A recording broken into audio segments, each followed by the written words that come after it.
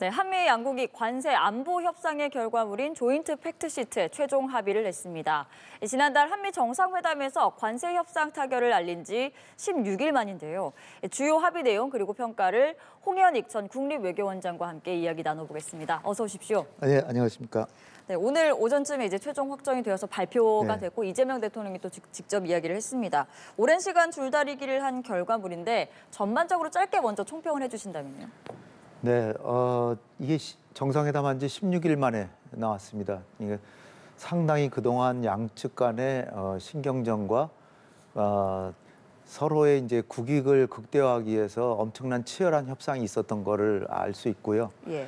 특히 그 원자력 추진 잠수함에 대해서 많은 논의가 있었고 미국 내에서 정리가 많이 안 됐던 것 같아요.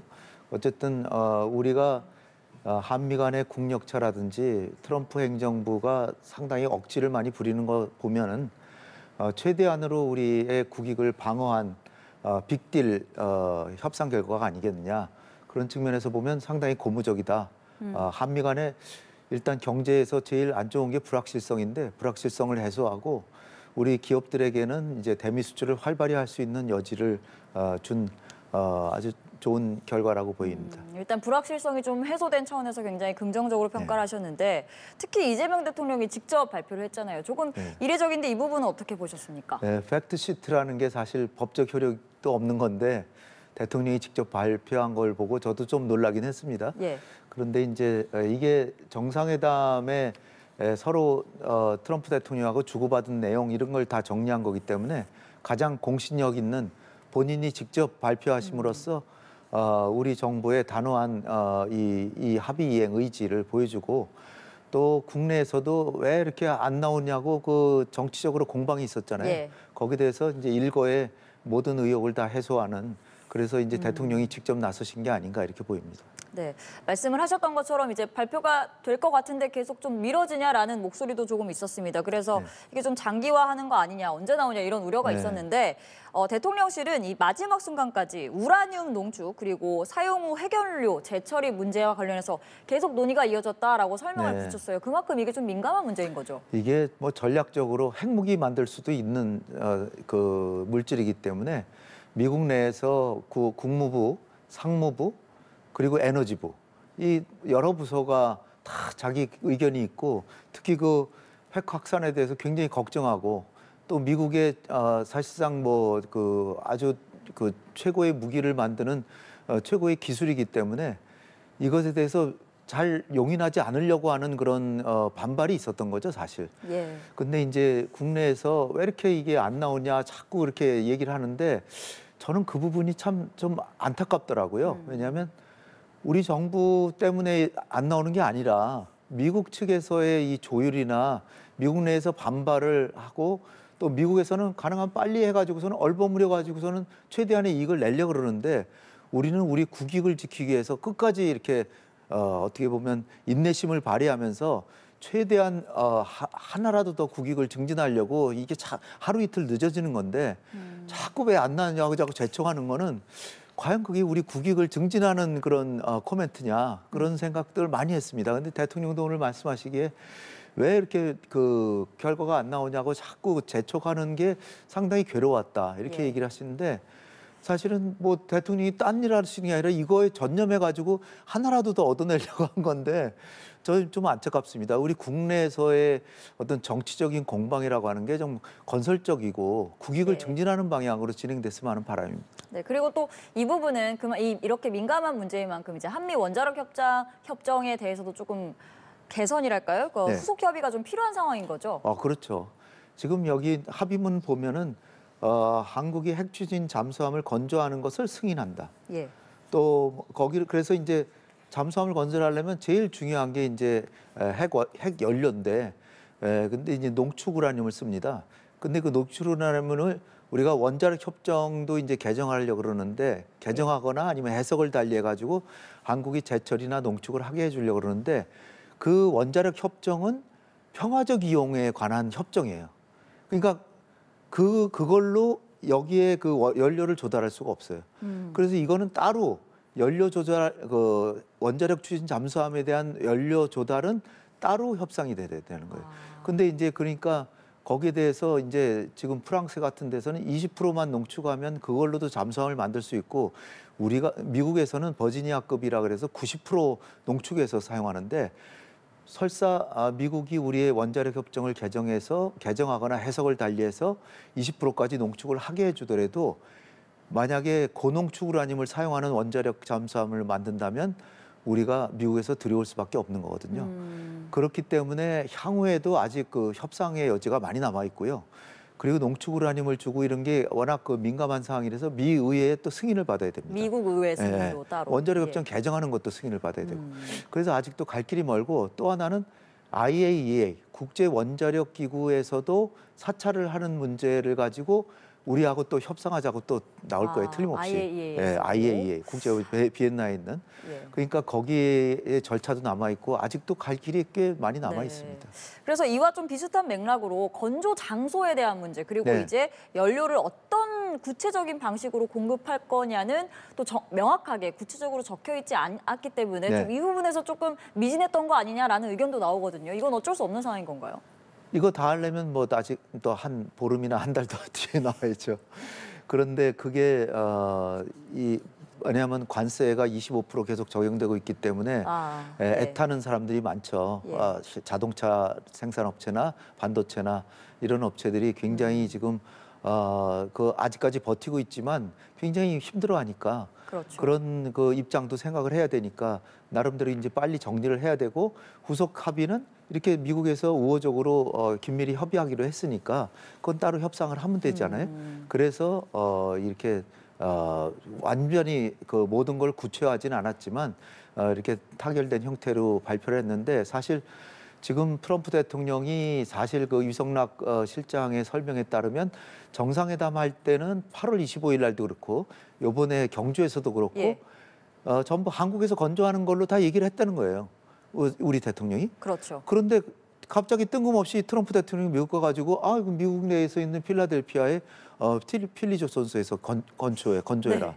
그렇게 되면 이제 문제가 뭐냐면은 이게 한국의 조선업에 대한 진흥도 안 될 뿐 아니라 미국에서 미국이 기업이잖아요. 한화조선이지만 하나오션이지만 그리고 또 하나는 거기에서 우라늄을 주더라도 완전히 봉인해 가지고 우리는 건드리지도 못하게 할 가능성이 크고 그 다음에 또 하나는 건조를 했는데도 미국 법에 따라서 다 철저하게 이게 통제를 당하니까 최악의 경우에 만들어 놓고 한국에 못 가져올 수도 있습니다. 예.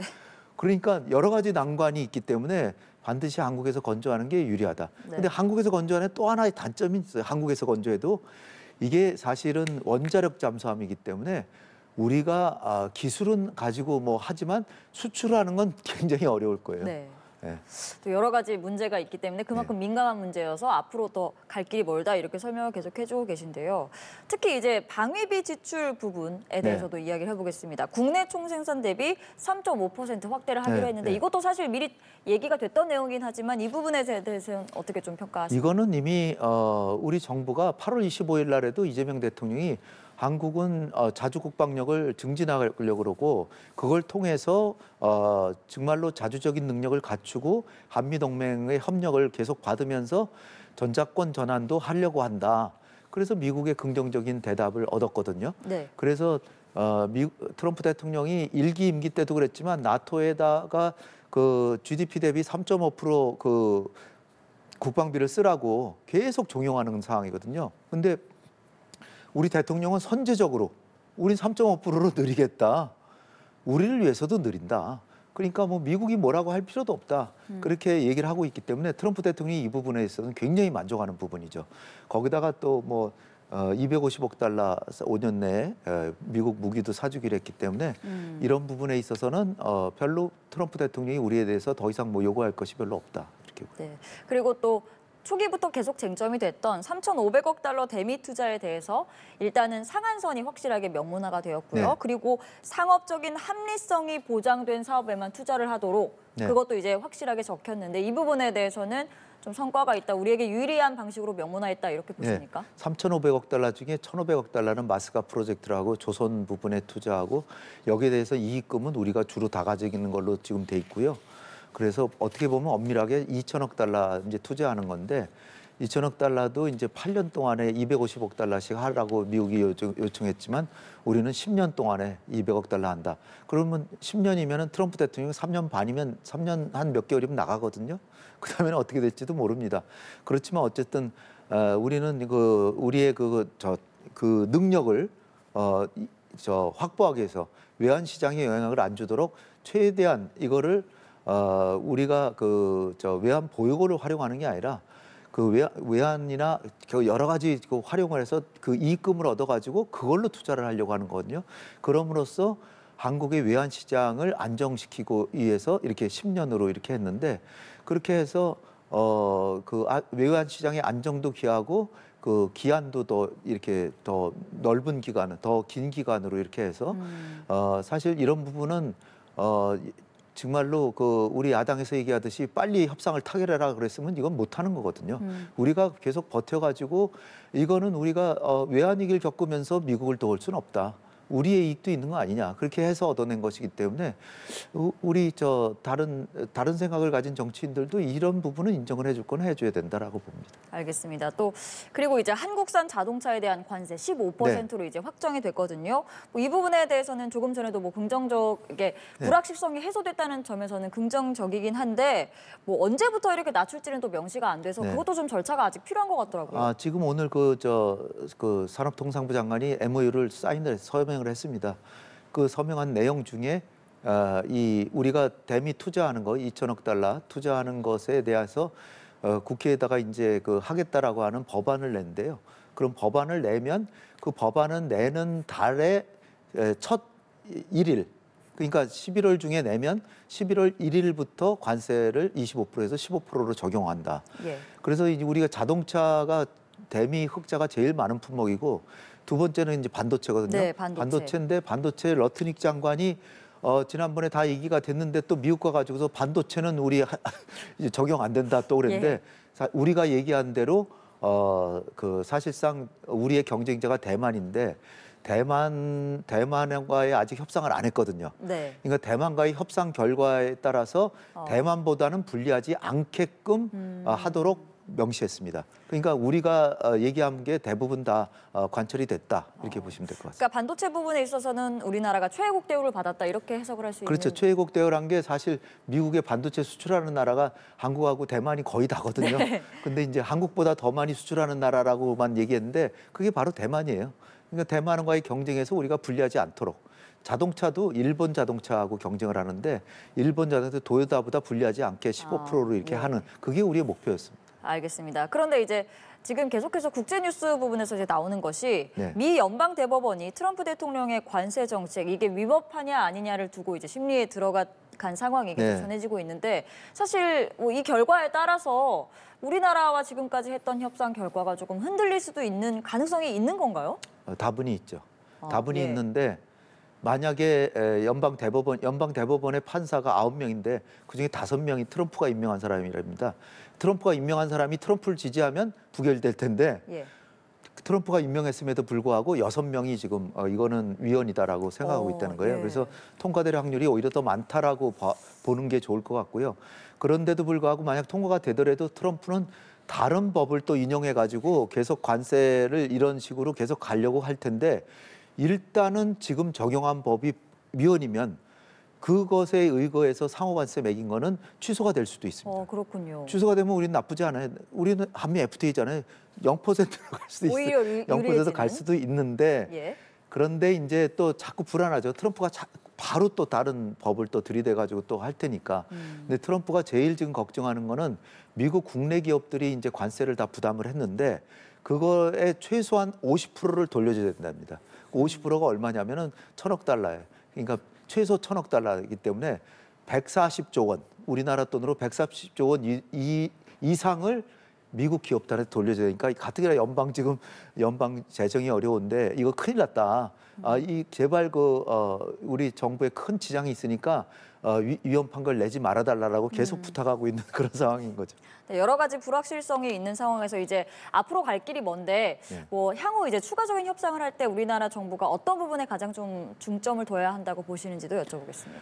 지금 일단 원자력 추진 잠수함 여기에 대해서 이제 우라늄 농축을 어떻게 할 건지, 그다음에 원자력 협정을 그 개정하는 쪽으로 이제 하기는 했는데 예. 과연 어느 정도로 해줄 건지, 일본에게 해준 정도로 과연 해줄 것인지, 그다음에 이제 우리가 잠수함뿐 아니라 요번에 아주 특이한 사항이 한국에서 그 미국의 그 선박을 많이 건조하기로 돼 있고 거기다가 전투함까지 생산하는 것을 얘기를 했어요. 근데 예.